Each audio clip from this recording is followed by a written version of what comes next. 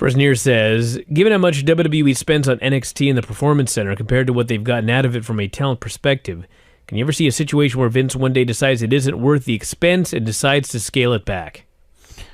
I mean, you never say never, but I certainly don't expect that. I think that they've convinced themselves, and I don't think they're wrong either. I think having that facility is a great thing. In time, we still, I don't know. I mean, like when I compare them to like New Japan, and you see guys that have been like literally wrestling for 3 weeks and they're way ahead of the guys at the Performance Center. You're going to naturally jump to conclusions, and those aren't unfair conclusions, but they're not Japan, and everything's different. And I there's probably, I mean, I've heard from enough different people who've trained wrestlers, and everyone's got their theories on why this either does or doesn't work. And I've heard them all, and in the end, they're all theories. But in the end, what's going to be the judgment is how many guys do they turn out, and how quick do they turn them out. And right now, for better or for worse, they're going to have successes. It's not like everyone's going to fail. And if they bring in, I think their mentality is that if they bring in 100 guys and 3 of them end up being stars, well, that's worth it. And it is. And that's not a hard percentage to get. It's 3 out of 100. That's like you would think that's a terrible percentage. But if you get 3 new stars a year, that's fine. If you really can do that. But if their percentage, as far as their success percentage, thus far it's not good. But because of the gross number of people that they sign, have they put a lot of new people in? They brought a lot of people to the main roster. I know a lot of them, like Seth Rollins and Kevin Owens and Ambrose and those guys, were they Finn Balor. I mean, those guys were great long before they ever set foot in Orlando anyway. So that's not like Orlando made them, but they're going to use them to the stockholders and say, there's going to come a day where, and it ain't going to be far from now, in a couple of years, where they're going to go like, 85% of the guys on the main roster, which would be probably like everyone but like AJ and Carl Anderson and Gallows and or whoever, the guys that didn't come through, or the older guys. Everybody else will have come through that system. So, so they'll, or unless they rated them from Japan, because anyone from the independent side, they're going to put them through that system for a year, like Bobby Roode, and claim Bobby Roode's whatever it is, like a product of their system. And Roderick Strong's a product of their system, or Eric Young's a product of their system, if Eric Young ever makes the main roster. So, it looks good to stockholders, but it's still too early to really judge them on everything. It's better than nothing for sure. They are spending a lot of money on it. I think it's probably for the best, but I think I'm sure there's ways that they could do it more efficiently. I mean, I've talked to other people who train wrestlers who've, been critical of a lot of different things, the way they do it. I think there's the, criticism of too many drills and not enough wrestling and not enough performing in front of live crowds. I mean, that's one of the things I do think that I will, is that they need to get these guys, because I mean, these guys are doing maybe 2 matches, and a lot of them aren't even doing 2 matches a week. These guys are doing in the Performance Center. You got guys that are in the Performance Center for long periods of time doing no matches in front of people. You got others that will do maybe 30 matches a year. You'll have the guys who are good maybe doing 100 matches per year, but it doesn't matter with them because they're already good. It's like it's good experience and all that. I mean, but it would be so much better if you had a system where you could have these guys doing, especially at the beginning of their careers, doing 180 matches and riding with veterans, and working with veterans, I think that would be a lot more effective than this system. And I think in time, hopefully, it will evolve into a combination of what they're doing and what I just said.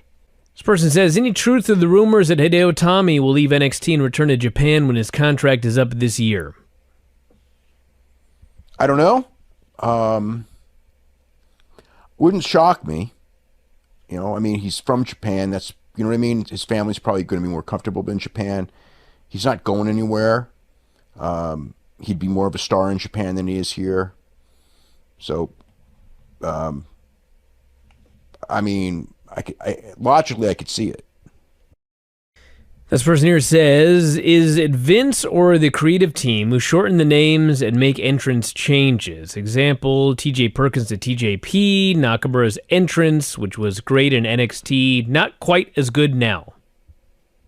I mean, Vince, at the end of the day, it's Vince. It's like Vince doesn't make like trivial things or anything like that, but if there's something, Vince is the one with Vince phobia, you know what I mean? Where he just wakes up on one side of the bed and go, we're not going to do this anymore. Or we're going to make these changes. We're going to make changes because I'm tired of what we're doing or whatever. It's like, and other people will come up with ideas and tell Vince and try to convince Vince of their ideas. But ultimately the decision is, it's not always Vince's idea. A lot of times it is, but in the end it's Vince's call. So, I mean, he deserves all the credit and all the blame because he's the last guy. This person says, tonight on Raw, Roman Reigns cheap shot of Bray Wyatt before Wyatt was ready to fight. Does WWE realize that they book their babyfaces like heels? For years they followed the Steve Austin's blueprint while forgetting the context. They're not that big on babyfaces and heels unless they feel that they should be big. It's they'll go convince themselves that it doesn't matter, and it doesn't really. I mean, babyfaces acting like heels for vigilante reasons has always been a part of pro wrestling. That's not anything new, and it's not anything against the grain. It's always been done, whether it was Dusty or anyone. You fight fire with fire. If a guy's wronged you, if a guy's a bad guy, you can go bad guy on him first. It's okay. So I'm not even concerned on that. To me, it's a non-issue. This person says, do you ever see... It's been done since the beginning of time. This person says, do you ever see WWE doing a Super Junior style event, not even with just the cruiserweights? It seems like it could make Raw a little more exciting if the matches actually meant something.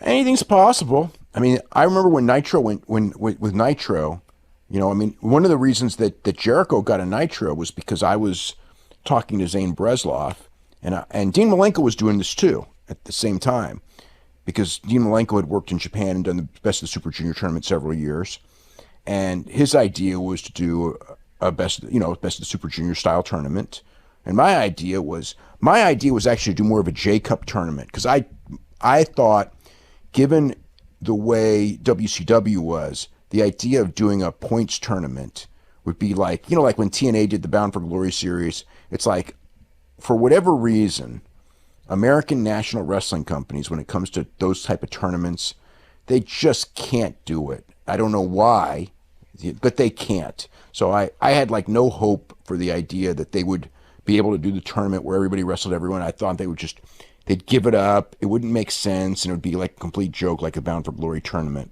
So why even bother? By the end, like, no one's going to care because they're going to fuck it up. But I thought that you could do one show where you have like a Nitro where you have a couple other matches. It's not like you do it, but when you have a 3-hour show, that you can do like an 8-person one-night tournament as part of the 3-hour show, and do a J Cup type thing, because they certainly had the talent to do it. But either way, the fact is they never did it. So they didn't do it, and they were a lot more, what's the word I'm looking for? They were a lot more open-minded about cruiserweights than these guys are. I mean, it's not impossible they'll do it, but I don't really have great hopes for it if they do. So, I mean, how many times? I mean, the Cruiserweight Classic was actually a real success and actually excellent. And I was surprised at that. But since then, it's obviously gone downhill.